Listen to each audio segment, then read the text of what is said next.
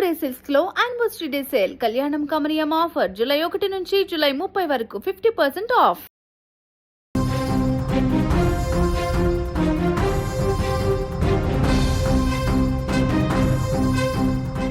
YCP నేత నాగార్జున యాదవ్ ను తెలంగాణ పోలీసులు అరెస్ట్ చేశారు. ఒక ప్రముఖ టీవీ ఛానల్ డిబేట్ షోలో తెలంగాణ ముఖ్యమంత్రి రేవంత్ రెడ్డిపై ఆయన చేసిన తీవ్ర అనుచిత వ్యాఖ్యలే ఈ అరెస్టుకు దారితీశాయి.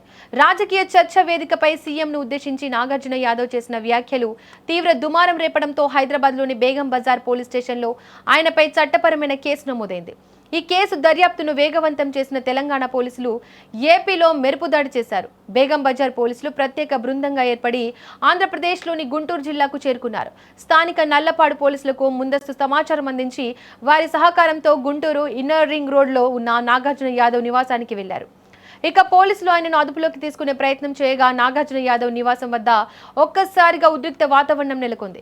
ఎలాంటి ముందస్తు సమాచారం, నోటీసులు లేకుండా తమ ఇంటికి వచ్చి ఎలా అరెస్టు చేస్తారంటూ నాగార్జున యాదవ్ కుటుంబ సభ్యులు తెలంగాణ పోలీసులతో తీవ్ర వాగ్వాదానికి దిగారు. అయినప్పటికీ తెలంగాణ పోలీసులు చట్ట ప్రకారం నాగార్జున యాదవ్ను అరెస్ట్ చేసి తదుపరి విచారణ నిమిత్తం భారీ భద్రత మధ్య హైదరాబాద్లోని బేగం బజార్ పోలీస్ స్టేషన్కు తరలించారు. నాగార్జున యాదవ్ను పోలీసులు తీసుకెళ్లిన అనంతరం ఈ ఉదంతం స్థానిక పోలీస్ స్టేషన్కు చేరింది. ఆయన భార్య నల్లపాడు పోలీస్ స్టేషన్కు వెళ్లి తెలంగాణ పోలీసులమని చెప్పుకుంటూ కొంతమంది గుర్తు తెలియని వ్యక్తులు తన భర్తను బలవంతంగా తీసుకెళ్లారని ఫిర్యాదు చేశారు. ఒక రాజకీయ పార్టీకి చెందిన అధికార ప్రతినిధిని ముందస్తు నోటీసులు ఇవ్వకుండా ఎలా అరెస్టు చేశారని ఆమె పోలీసులను నిలదీశారు.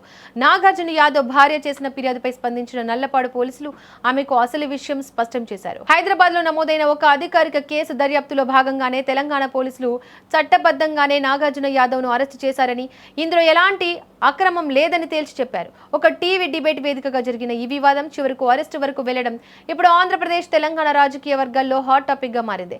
భావ ప్రకటన స్వేచ్ఛ పేరిట హద్దులు దాటి వ్యక్తిగత దూషణలకు దిగితే చట్టపరమైన పరిణామాలు ఎలా ఉంటాయనే దానికి ఈ ఘటనే ఉదాహరణ అని టెక్నికల్, పొలిటికల్ విశ్లేషకులు అభిప్రాయపడుతున్నారు. హైదరాబాద్ బేగం బజార్ పోలీస్ స్టేషన్లో నాగార్జున యాదవ్ను విచారించిన అనంతరం పోలీసులు తదుపరి న్యాయపరమైన చర్యలు తీసుకున్నారు.